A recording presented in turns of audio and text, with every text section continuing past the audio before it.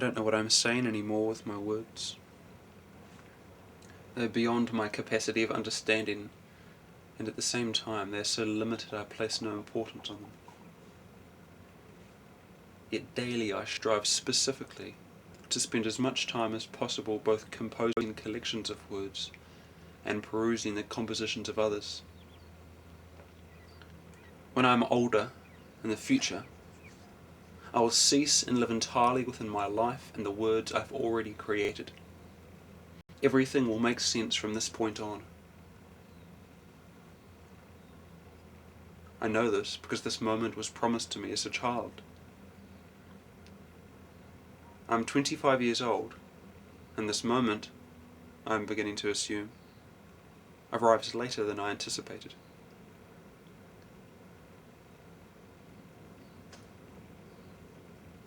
But those who made promises to me as a child surely cannot be liars.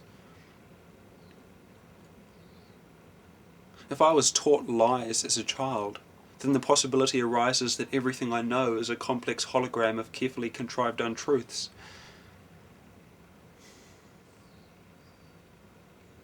This possibility is untenable.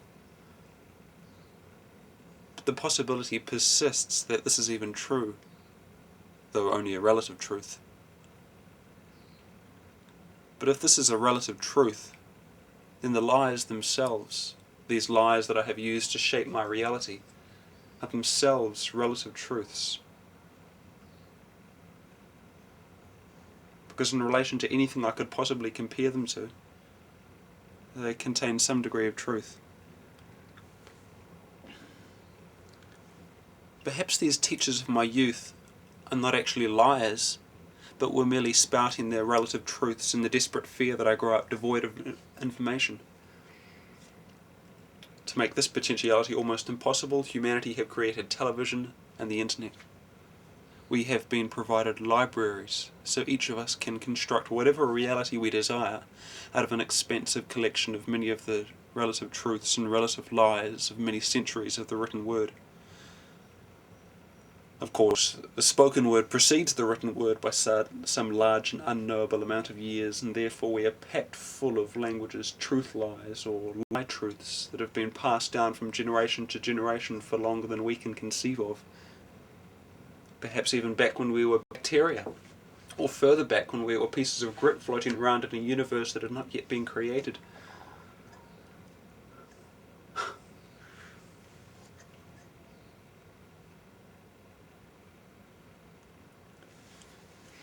Nonetheless, I have respect, and even love in some cases, for those who nurtured and misled me as a relatively innocent child.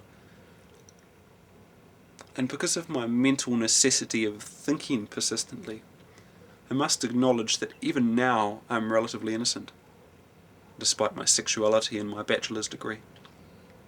I'm innocent, relatively so, because I do not know what I do not know. Like any innocent being, I cannot be influenced by that within myself that is not yet developed.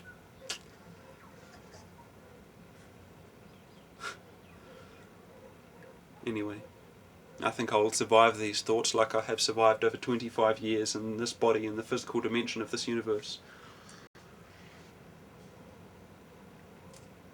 I'm not yet aware, as I am still alive, whether or not there are simultaneous universes existing alongside our own.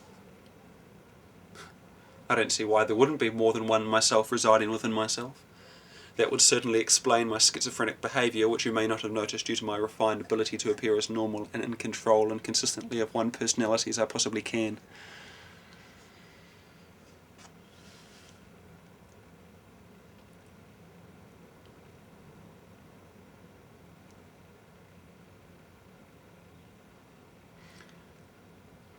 I have come to realise that as my intelligence develops, it is empty in my brain without my consent.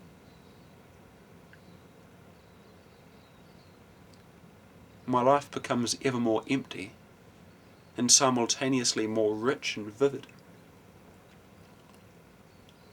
I give away my belongings, and paradoxically am provided with everything I could possibly need in life. I decide that I don't want the power of knowledge, and some silly mental decision somehow allows me a feeling of mastery over everything that matters most to me, myself and my life.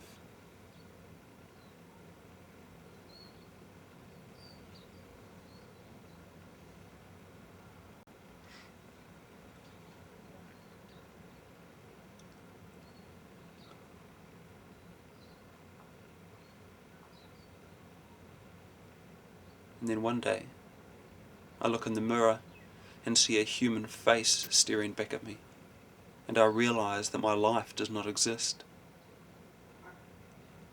This timeline that I worry about and accumulate for and serve and worship and strain for is an illusion. And everything I want and need and possess, and everything even that is in existence, is right here in the eyes that look into my eyes, that look back at my own eyes.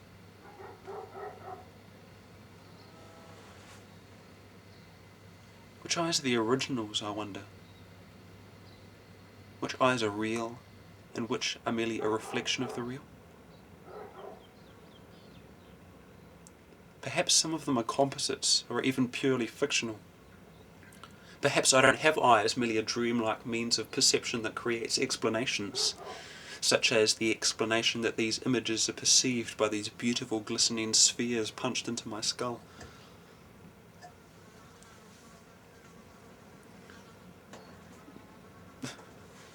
No, that doesn't sound true enough to satisfy me. When will my words create a truth I can believe in? As all the truths so far created by humanity become increasingly unsatisfactory to me? There must be some arrangement I can put these words in, some new arrangement never before conceived of that will touch the right connections in my brain and give me the desired feeling of awareness or knowledge or mastery, or even maybe the wonderful success that I so desire. And then I wonder what I'll do with this attainment when it reaches my hands. I will read it to a crowd, and they will perhaps understand an aspect of it if I speak clearly enough. Maybe in their truth-starved state they will honour me, a man of knowledge, or better still, a man of divine insight. No. I need nothing but the focus that it takes to write these words, the wrist and finger action that manifests them in permanent form, and the ability to edit what I do not like and what I do not understand.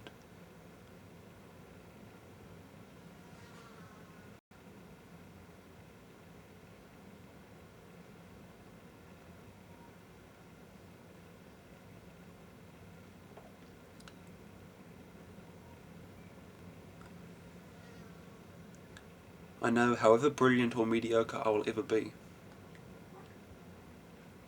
no matter where I go or where I stay, I will always edit and extract the greatest truths from my writings.